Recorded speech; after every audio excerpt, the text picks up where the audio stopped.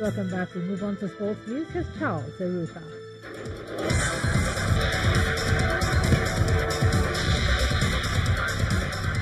Welcome to sports news.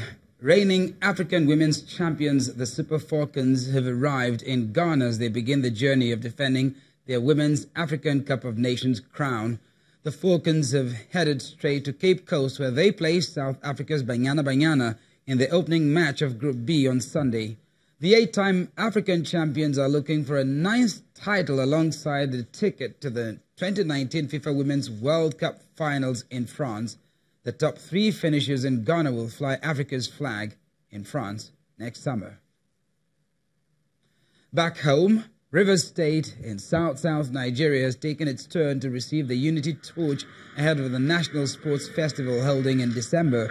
The torch was received today by the Deputy Governor of the state, Ipalibo Harry Banigo, from representatives of the Federal Ministry of Sports at Government House, Port Harcourt.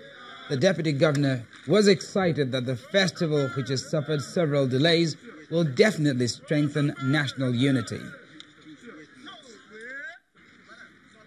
Knowing that sports is a great unifier for our people, especially our youths, our teeming youths, and we want to encourage this type of endeavor. So that's why His Excellency has asked me to specifically come and receive this on his behalf, and to express his great delight that it is now Rivers State's turn to receive it and to pass it on. And we'll continue to pass on because we are a very peaceful and very secure state, and we love the unity of this great nation. Whatever we can do, we will do to proffer and encourage the unity. And over in England, Italian Claudio Ranieri has been appointed the new manager of relegation strugglers Fulham, replacing Slavisa Jokanovic. The much-travelled Ranieri won the English Premier League title with unfancied Leicester City in 2016 and most recently coached French side Nantes. The 67-year-old has worked with Valencia and Atletico Madrid in Spain, Juventus, Roma and Inter Milan in Italy, and also had a 4-year spell in England with Fulham's neighbours, Chelsea. Ranieri has a huge task at hand, as Fulham are bottom in the EPL with just 1 win in 12 matches and are on 5 points. Now to tennis. World number 1 Novak Djokovic has produced a rock-solid performance to dismantle Alexander Zverev at the ATP Finals earlier this evening. The Serb was made to work hard in an absorbing first set, but Zverev's challenge crumbled at the O2 Arena as Djokovic won 6-4, 6-1 to move within sight of the semi-finals. Djokovic will end the year as world number 1 for the 5th time in his career after a storming second half of the season, leads the Gustavo Kuerten group with 2 wins and is yet to drop a set.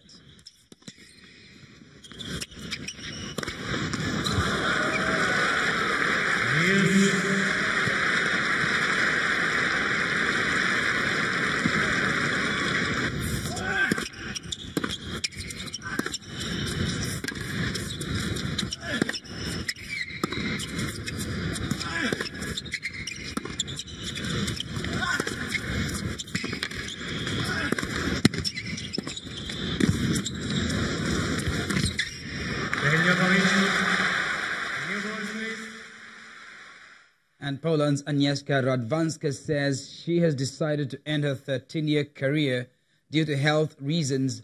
The former world number 2 was the first Polish player to reach a Grand Slam singles final in the Open era when he finished runner-up to Serena Williams at Wimbledon in 2012.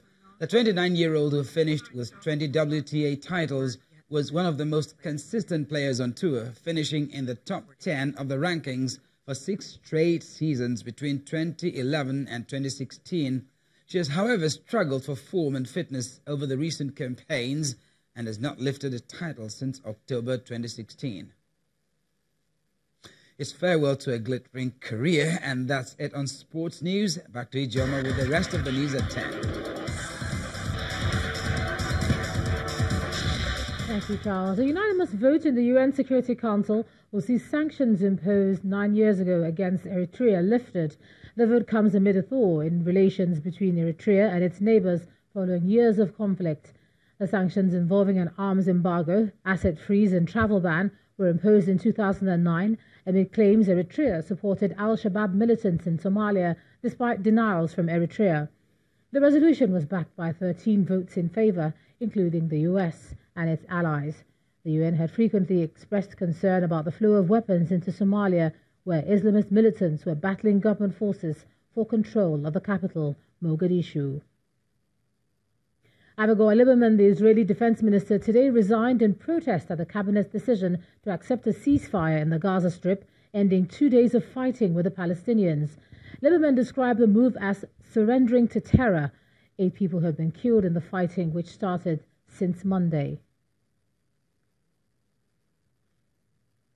UK's cabinet has finally backed the draft Brexit deal, but this comes after 5 long hours of hard negotiations on the future of Britain's future relationship with the European Union.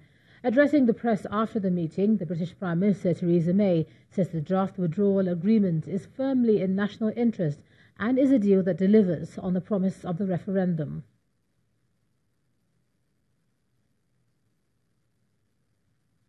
And the main news again. A federal high court today ordered Senator Inaya Abaribe and 2 other persons who stood as sureties for IPOB leader Nnamdi Kanu to pay 100 million naira each as bail bond. And the Sokoto State Deputy Governor Ahmed Aliyu today resigned from office, expected to run for elections against his former boss, Governor Tambuwal. And that's the news at 10 tonight. Thanks so much for staying with us. And Ijo Mahbunyako.